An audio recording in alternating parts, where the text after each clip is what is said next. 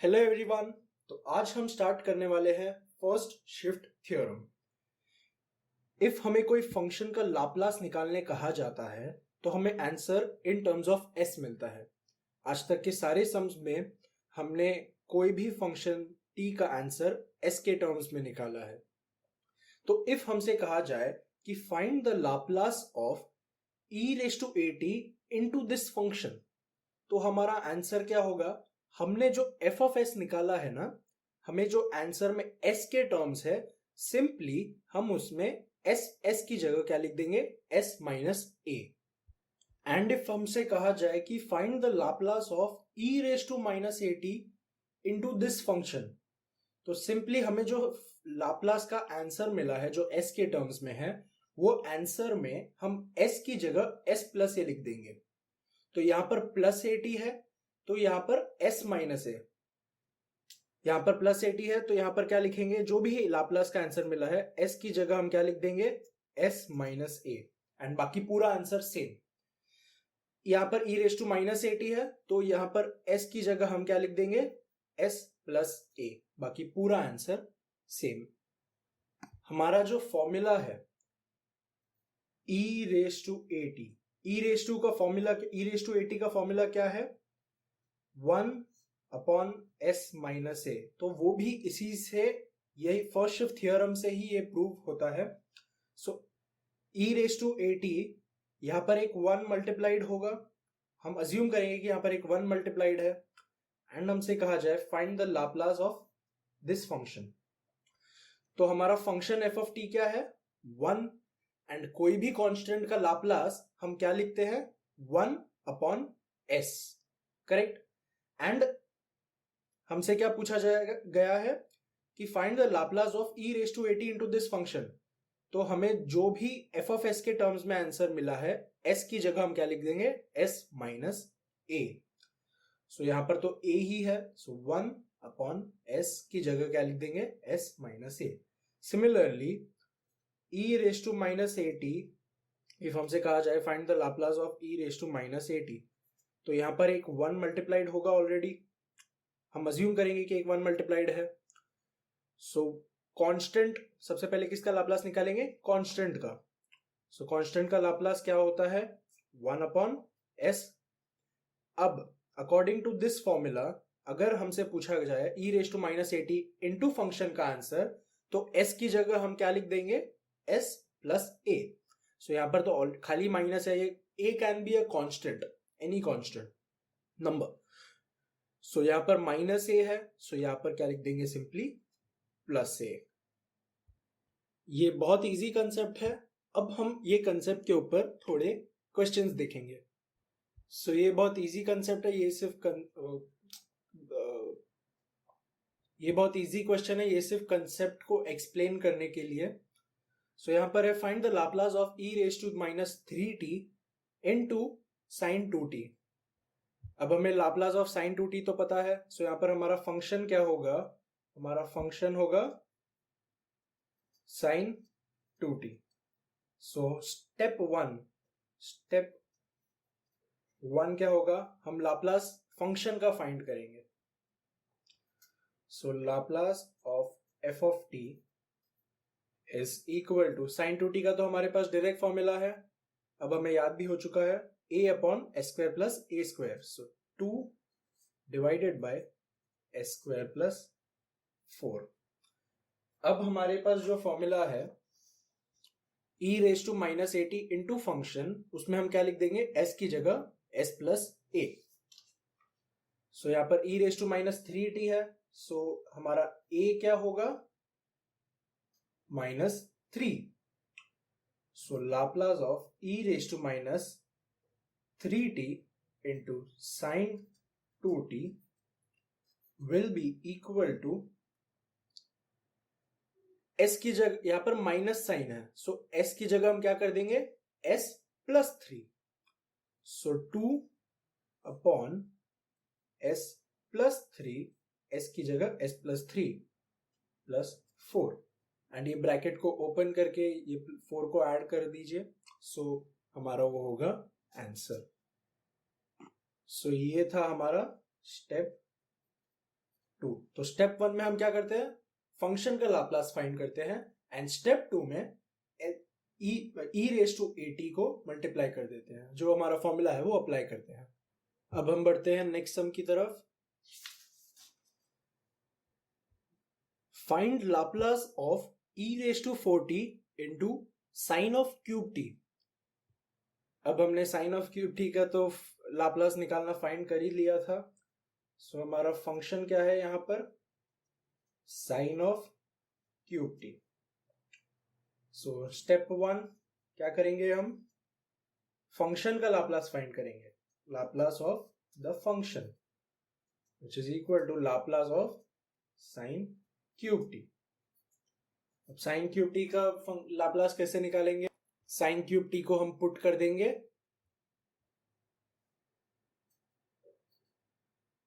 3 sine t minus of sine 3t divided by 4। And linearity property से 3/4 and 1/4 बाहर, sorry ये term में 3/4 बाहर, into Laplace of sign t minus of ये वाले टर्म में 1/4 बाहर लीनियरिटी प्रॉपर्टी से, into Laplace of sine 3t। अब 3/4 इंटू साइन 80 का formula a upon s square plus a square, so 1 upon s square plus 1 minus का 1/4 into sine 80 का formula a upon s square plus a square, so 3 upon s square plus 9। अब ये जो 3/4 multiplied है and ये जो 3/4 multiplied है, मैं उसे कांस्टेंट में बाहर निकाल, मैं उसे कॉमन ले सकता हूं। सो 3/4 ये टर्म माइनस का ये term, 1 upon s square plus 1 minus का, अब ये तो 3 मैंने बाहर निकाल लिया है, सो बचेगा क्या, 1 upon s square plus 9। So simple. So next step क्या होगा हमारा, सिंपली हम इसे क्रॉस मल्टीप्लाई कर देंगे। सो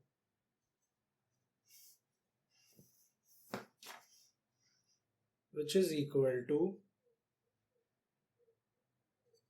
3/4। अब ये टर्म यहां पर मल्टीप्लाई हो जाएगा, सो s स्क्वायर प्लस 9 ये टर्म यहां पर मल्टीप्लाई हो जाएगा, माइनस का s square minus 1 divided by ये दोनों टर्म का multiplication, s square plus 1 into s square plus 9। ये s स्क्वायर से s square cancel, and 9 minus 1 8, and 8 divided by 4, 8 divided by 4 2। तो यहां पर क्या आएगा 2, एंड 2 इंटू 3 वो आ जाएगा 6, s square plus 1 into s square plus 9। सो ये तो हमने क्या फाइंड किया, Laplace of sine cube t। अब हमारा सम कंप्लीट नहीं हुआ है, सो नेक्स्ट स्टेप क्या होगा, हमें ये फॉर्मूला अप्लाई करना है, e raise to at into f of t।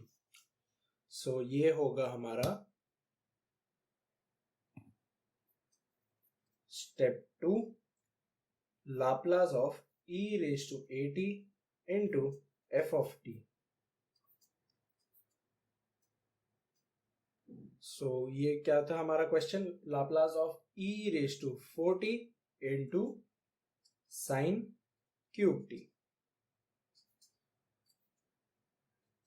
तो हमें जो सिंपली जो ये मिला है, टर्म मिला है, उसमें हम s की जगह क्या डाल देंगे, यहां पर प्लस साइन है तो s की जगह हम क्या डाल देंगे, s minus 4 which is equal to 6 divided by s की जगह क्या डालेंगे, s minus 4। So s minus 4 the whole square plus 1 into s minus 4 the whole square plus 9। अब हमें क्या करना है, बस ये ब्रैकेट को ओपन करना है, थोड़ा सा सिंप्लीफाई करके हम आंसर लिख सकते हैं। सो ए स्क्वायर माइनस का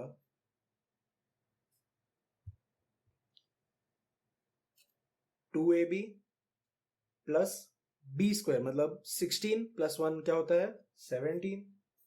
सिमिलरली यहां पर एस ए स्क्वायर माइनस का टू ए बी मतलब 8s plus 16 plus 9 B square कितना होता है 16 एंड ये 16 प्लस 9 तो ये आ जाएगा प्लस का 25। सो ये है हमारा final answer of this question. अब हम बढ़ते हैं हमारे लास्ट सम की तरफ। सो हमारा लास्ट क्वेश्चन है find the Laplace of cos h2t into cos 2t। अब यहाँ पे तो हमें e रेज टू 80 के टर्म्स में कुछ दिख नहीं रहा है, बट देन टू यहाँ पर फर्स्ट शिफ्ट थ्योरम यूज होगा। वो कैसे कि हमें cos h2t का फॉर्मूला, cos ht का फॉर्मूला क्या होता है e raise to t plus of e raise to minus t divided by 2। तो इफ यहाँ पर 2 आ जाता है तो e raise to 2t plus e raise to minus 2t divided by 2। If यहाँ पर 3 आ जाता है cos h3t तो ये हो जाता है e raise to 3t plus e raise to minus 3t divided by 2। अब आप सोच रहे रहेंगे कि हमारे पास cos h2t का फॉर्मूला है, cos 2t का फॉर्मूला है, तो दोनों को अप्लाई क्यों नहीं कर देते हैं। तो वो हम यूज नहीं करेंगे, वो हम नहीं करेंगे मल्टीप्लाई करके, क्योंकि हमारे पास एक सिंपलर मेथड है। बस हम क्या करेंगे cos h2t को क्या लिख सकते हैं e raise to 2t plus e raise to minus 2t divided by 2। And if अब cos h2t into cos 2t को क्या लिख सकते हैं ये टर्म से multiplied by cos 2t। So 1/2 e raise to 2t plus of e raise to minus 2t into cos 2t। तो अब ये एडिशन में है तो एक एक टर्म को cos 2t चला जाएगा। So 1/2 cos 2t into e raise to 2t plus of cos 2t into e raise to minus 2t। बहुत सिंपल है। अब e raise to 80 into cos t का तो फॉर्मूला हमें पता ही है। क्या करेंगे हम पहले cos 2t का लाप्लास निकालेंगे and e raise to 2t है, सो s की जगह s माइनस 2 कर देंगे। सो विच इज इक्वल टू, अब ये टर्म का लाप्लास, ये हमें लिखना जरूरी है, Laplace of cos h2t into cos of 2t is equal to, अब लिनियरिटी प्रॉपर्टी से 1/2 में बाहर निकाल सकता हूं तो 1/2 into Laplace of this function cos 2t into e raise to 2t plus of Laplace of cos 2t into e raise to minus 2t। तो अब यहां पर e raise to 80 into f of t है, तो सबसे first step हमारा क्या होता है, हम एफ ऑफ टी का लाप्लास निकालते हैं। सो लाप्लास ऑफ cos 2t का तो लाप्लास हमें पता है, लाप्लास ऑफ cos 2t क्या होता है s upon s square plus a square. तो अब हम क्या कर देंगे, Laplace of cos h2t into cos of 2t। So cos 2t का तो लाप्लास हमें मिल चुका है, सो 1/2 इंटू, अब cos 2t में s की जगह हम क्या कर देंगे, ये टर्म में s माइनस 2, तो s की जगह ये टर्म में क्या कर देंगे s minus 2 divided by s minus 2 the whole square plus of, यहां पर a नहीं आएगा, यहां पर 2 आएगा, 2 स्क्वायर, तो यहां पर हो जाएगा +4 प्लस ऑफ अब ये e raise to minus 2t से मल्टीप्लाइड है, तो माइनस है तो s की जगह क्या लिख देंगे s+2। तो यहां पर क्या लिख देंगे s+2 divided by s+2 the whole square plus 4। अब बस हमें इसे ब्रैकेट्स को ओपन करके इसे क्रॉस मल्टीप्लाई करना है, तो वो सिंप्लीफिकेशन पार्ट इजी होता है। तो आंसर सिंप्लीफाई करके हमें आंसर मिलता है s³ अपॉन s⁴ प्लस 64। तो आप सिंप्लीफाई करके आंसर देखिए एंड मुझे कमेंट सेक्शन में बताइए कि आपका आंसर सेम आ रहा है कि नहीं। आई होप आपको ये वीडियो लेक्चर बहुत अच्छा लगा हो, सब समझ में आया हो। Thanks for watching this video. Keep solving and keep watching. Thank you.